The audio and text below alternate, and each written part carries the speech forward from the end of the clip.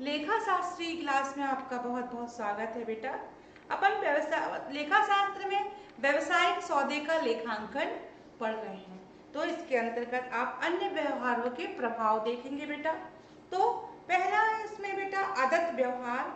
जो आदत व्यवहार का प्रभाव होता है, मतलब जो वह चालू है और वित्तीय स्थिति से संबंधित है। अवधि में समाप्ति के बाद इसे क्या करते हैं, भुगतान नहीं किया गया, उसे क्या कहते हैं, आदत व्यय कहते हैं। तो ऐसे व्यय जो व्यवसाय का दायित्व होते हैं, मतलब जो व्यय अब व्यवसाय के लिए क्या है, दायित्व होते हैं। दायित्व में मतलब क्या होती है, इससे वृद्धि हो जाएगी और स्वामी की पूंजी मतलब कम ना हो, अर्थात एक तरल दायित्व के रूप में ये क्या रहता है, वृद्धि, और दूसरे पूंजी की कमी को मतलब कमी भी हो जाएगी। फिर इसके बाद होता है बेटा पूर्वदत्त या प्रभाव। जो पूर्वदत्त इसके प्रभाव, पूर्वदत्त पहले से दिए गए प्रभाव। तो उसके बाद पढ़ेंगे बेटा, ये सब आपने पढ़े। उसके बाद उपार्जित प्रभाव होंगे, अनुउपार्जित प्रभाव होंगे और संपत्ति ह्रास का प्रभाव। ये सब क्या है बेटा, अन्य व्यवहारों का प्रभाव होता है। और आहरण ब्याज पर प्रभाव। जो आहरण होता है या ब्याज होता है उस पर आहरण या जो आहरण पर ब्याज जो होता है वो होता है व्यवसाय के स्वामी द्वारा निजी संपत्ति का उपयोग हेतु व्यवसाय से निकाली गई रोकड़ माल आहरण कहलाता है। मतलब जो व्यापार मतलब कोई व्यवसाय है उससे व्यवसाय के से निकाली गई रोकड़ को आहरण कहते हैं। फिर सातवां होता है बेटा पूंजी पर ब्याज का प्रभाव। मतलब जो पूंजी होती है उसका ब्याज पर क्या प्रभाव होता है। तो पूंजी ब्याज पर व्यवसाय के लिए व्यय व स्वामी के लिए आय व्यय में होने के कारण जो पूंजी होती है उसमें कमी की जाएगी और स्वामी पर आय पर होने वाले पूंजी की उपयोग की जाएंगे। इसको आपको क्या करते हैं, ये पूंजी में वृद्धि होगी तो क्या होगा, इससे पूंजी ब्याज में पूंजी में वृद्धि या कमी होने लगती है। उसके बाद होता है बेटा मतलब आपके अनुमोदक प्रमाणक। अनुमोदक प्रमाणक होते हैं, अनुमोदक प्रमाणक का अर्थ है उन प्रालेखों से, मतलब जो अनुमोदक प्रमाणक होते हैं जो व्यवसायिक सौदे को घटित होने की सत्यता और प्रमाणिकता करते हैं। दो प्रकार के होते हैं, बाहरी अनुमोदक और आंतरिक अनुमोदक। दो प्रकार, तो दो प्रकार के होते हैं अनुमोदक, तो बाहरी अनुमोदक और आंतरिक अनुमोदक। बाहरी अनुमोदक के अंतर्गत जो बाहर और आंतरिक मतलब जो आंतरिक व्यवसाय के आंतरिक अंतर्गत होते हैं। तो अनुमोदक के दो प्रकार होते हैं। एक अगर बेटा 2 नंबर का भी प्रश्न आएगा या 3 नंबर का प्रश्न आए तो अनुमोदक प्रमाण क्या होते हैं और कितने प्रकार के होते हैं, तो आपको इसकी डेफिनेशन लिखकर आपको इन दोनों के प्रकार के नाम लिखने। क्योंकि बेटा 11th में लेखा शास्त्र नया विषय है, इसलिए आपको छोटे छोटे प्रश्नों पर आपको ज़्यादा ध्यान देना होगा बेटा। तो ये एक प्रश्न ही है बेटा, एक प्रकार से मान लीजिए अनुमोदक प्रमाण क्या कहलाते हैं। तो अनुमोदक प्रमाण से क्या आशय है, तो आपको यही लिखना है, अनुमोदक उन प्रमाणों से हैं जो व्यावसायिक सौदे को क्या करते हैं, घटित होने की सत्यता प्रमाणित करते हैं। जो जो व्यवसाय आप कर रहे हैं उनमें जो भी सौदे हो रहे हैं या घटनाएं हो रही हैं उसकी सत्यता को क्या करते हैं, ये प्रमाणित करते हैं, उसे अनुमोदक प्रमाणक कहा जाता है। ये कितने प्रकार के होते हैं बेटा, ये 2 प्रकार के होते हैं, बाहरी अनुमोदक प्रमाण और आंतरिक अनुमोदक प्रमाण। उसके बाद है बेटा आपका बाहरी अनुमोदक प्रमाण। उन प्रमाण को कहते हैं जो तृतीय पक्ष के लिए तैयार किए जाते हैं। जो बाहरी अनुमोदक होते हैं जो किसके लिए तैयार होते हैं, व्यवसाय में जो तीसरा पक्ष होता है उसके लिए क्या किए जाते हैं, तैयार किए जाते हैं। मान लीजिए उदाहरण के लिए विक्रेता से प्राप्त कैश मेमो, मतलब जो विक्रेता है उससे प्राप्त आपको कैश मेमो, उधार माल की सप्लाई वाले जो बीजक होते हैं वो, डेबिट नोट, क्रेडिट नोट और मकान मालिक से प्राप्त प्रमापक के मतलब बाहरी अनुमोदक के ये प्रकार हो गए बेटा। तो उसमें आपका ये पहला था, ये क्या था बेटा, पहला था, ठीक है।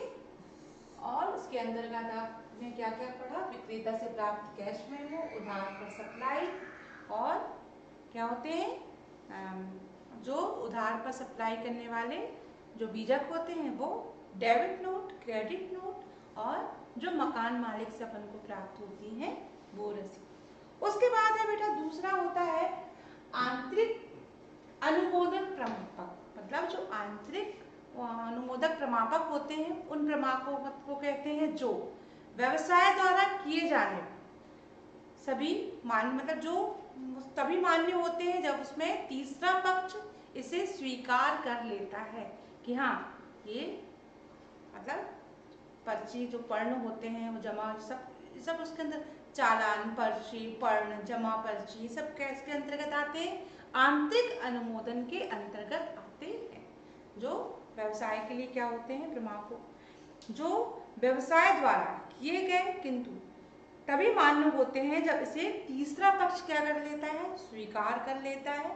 इसे क्या कहते हैं, आंतरिक अनुमोदक प्रमाणपत्र कहते हैं। इसका उदाहरण होता है बेटा चालान पर्ची की प्रतिपर्ण, मतलब जो चालान होते हैं उसका जो प्रतिपर्ण प्राप्त होता है वो, और दूसरा होता है जमा की गई राशि के प्रतिपर्ण। तो ये आंतरिक अनुमोदन के अंतर्गत आते हैं। ये दूसरा आपका कारण हो गया। उसके बाद है बेटा डेबिट तथा क्रेडिट नियम क्या होते हैं।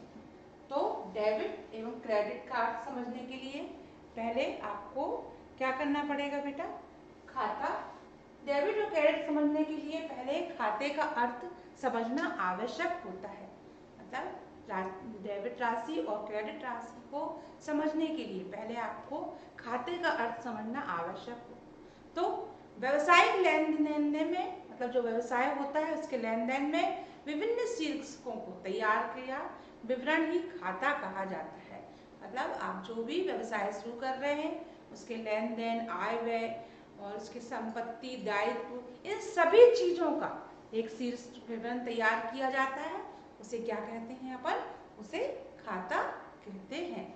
तो डेबिट और क्रेडिट के नियम के अंतर्गत क्या आएगा, इसके अंतर्गत आपको व्यक्तिगत खाते, वास्तविक खाते और नाम मात्र खाते, ये सब आपको इसके डेबिट खाते, डेबिट मतलब क्रेडिट के नियम के अंतर्गत इसको समझना होगा। सबसे पहले डेबिट क्रेडिट के नियम को समझने के लिए आपको क्या करना होगा, पहले बेटा खाते का अर्थ को समझना होगा। फिर उसके बाद है बेटा दो पक्ष होते हैं, मतलब एक पक्ष होता है डेबिट और दूसरा क्रेडिट। तो बाएं पक्ष में आप इसको मतलब जो डेबिट खाता है बाएं पक्ष में अर्थात डेबिट पक्ष में लेखे जब किए जाते हैं और दाएं पक्ष में क्रेडिट जब इसमें लिखा जाएगा, इसके लिए दो मत हैं। तो आप इसको दो मतों के आधार पर इसको क्या करोगे आप मतलब जो डेबिट और क्रेडिट के दो मत हैं उसके लिए है, एक है अमेरिकन मत और दूसरा है अंग्रेजी मत। तो जो खाते होते हैं उसमें दो पक्ष होते हैं, डेबिट और क्रेडिट। तो जो डेबिट है वो कहाँ, बाएं पक्ष में, और जो क्रेडिट है दाएं पक्ष में लिखा जाएगा। उसके बाद है बेटा उसके बाद दो पक्षों में मतलब जो इसके निम्नलिखित दो मत हैं। तो पहला है अमेरिकन मत और दूसरा है अंग्रेजी मत। तो जो अमेरिकन मत है उसके अंतर्गत अमेरिकन मत इसके अनुसार समस्त व्यापारी बैंक के आधार पर खातों को 5 भागों में क्या किया गया है, जो अमेरिकन मत है इसके खातों को, जो इसके खाते हैं उसको 5 भागों में क्या किया गया है, 5 भागों में बांटा गया है।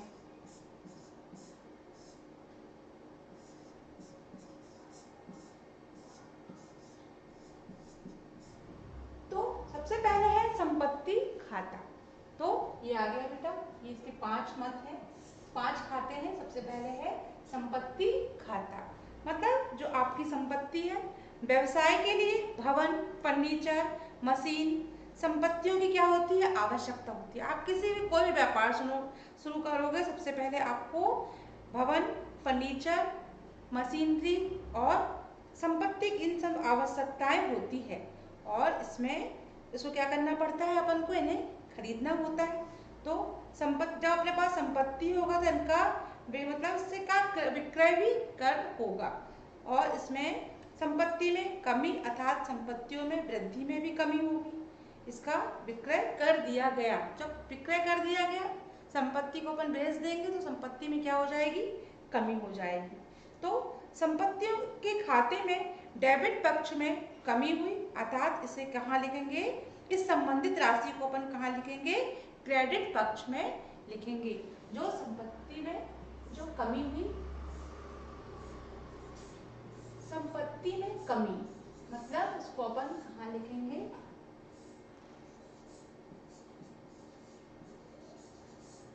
इसे अपन क्रेडिट खाते में लिखेंगे, क्रेडिट साइड इसको लिखेंगे। और इसको संपत्ति को मतलब जो अपन संपत्ति को क्या करेंगे, जब संपत्ति में जमा सो डेबिट। तो संपत्ति खाते में वृद्धि का लेखा और संपत्ति खाते में कमी का लेखा, इसे क्या कहेंगे, संपत्ति के खाते कहेंगे। फिर दूसरा है देयता खाता, जो होता है देयता मतलब अपन किसी चीज मतलब वस्तु को अपन लिया, देयता मतलब व्यवसाय में बाहरी ऋण में वृद्धि होती है, जिसको अपन वृद्धि के लेखा दायित्व कहते हैं, जो से कहाँ लिखेंगे अपन, क्रेडिट पक्ष में इसको किया जाता है। और राशि को इसका लेखा डेबिट पक्ष में, मतलब जो आपने ऋण दिया, ऋण से होती है, इसको क्या करेंगे आप, डेबिट पक्ष में लिखेंगे। तो दायित्व में कमी का क्या होगा, उसको दायित्व में कमी आप डेबिट खाते में और दायित्व वृद्धि क्रेडिट खाते में। उसके बाद है पूंजी खाता, मतलब अमेरिकन मत के अनुसार पूंजी खाता मत कैसा होता है, यह खाता व्यवसाय के स्वामी का खाता होता है। जो पूंजी खाता होता है वो व्यवसाय के स्वामी का खाता होता है। व्यवसाय के पक्ष में रोकड़, माल, संपत्ति व्यवसाय से इसका मतलब लगाया जाता है। इसका लेखा पूंजी खाते में कैसे लिखेंगे, क्रेडिट पक्ष में किया जाता है। और निजी कार्यों के लिए राशि को व्यवसाय में, मतलब जो निजी काम होते हैं उसके लिए व्यवसाय में लेता है, तो उसे डेबिट पक्ष में क्या करेंगे, लिखेंगे।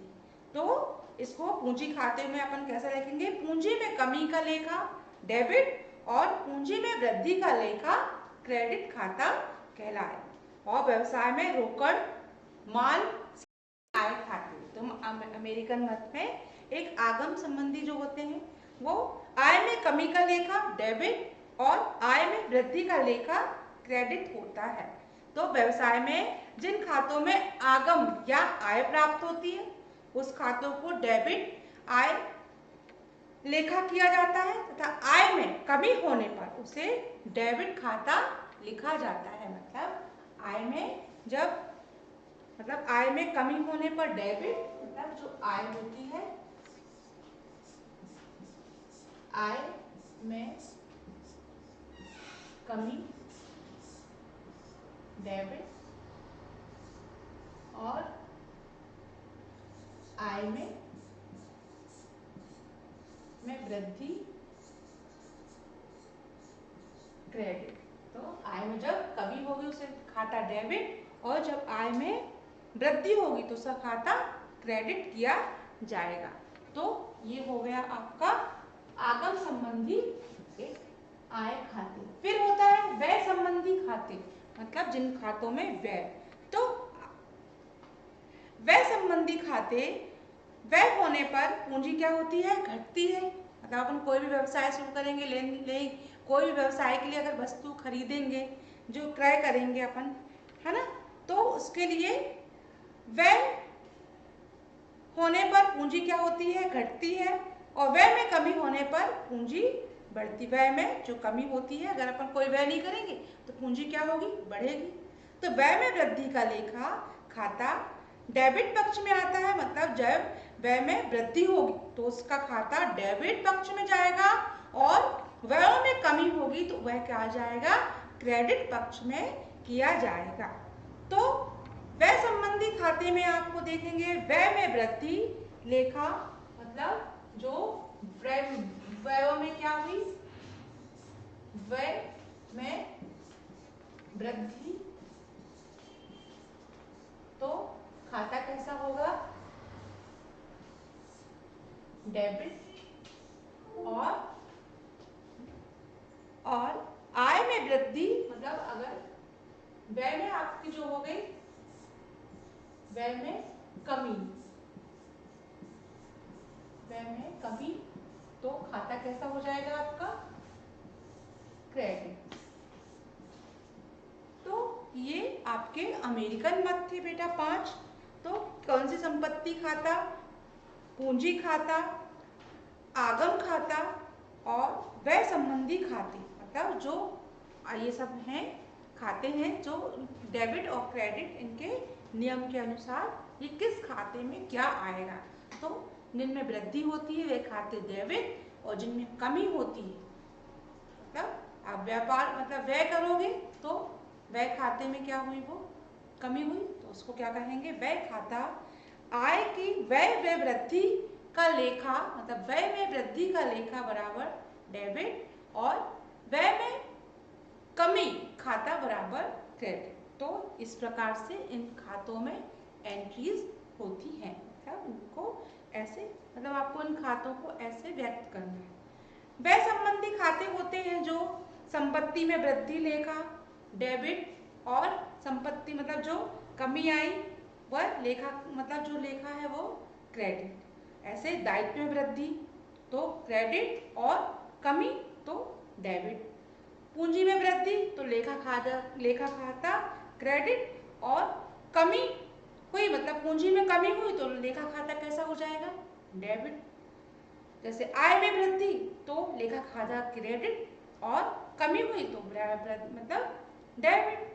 और इसी प्रकार व्यय में वृद्धि हुई तो लेखा खाता डेबिट, और व्यय में कमी हुई तो लेखा खाता क्रेडिट।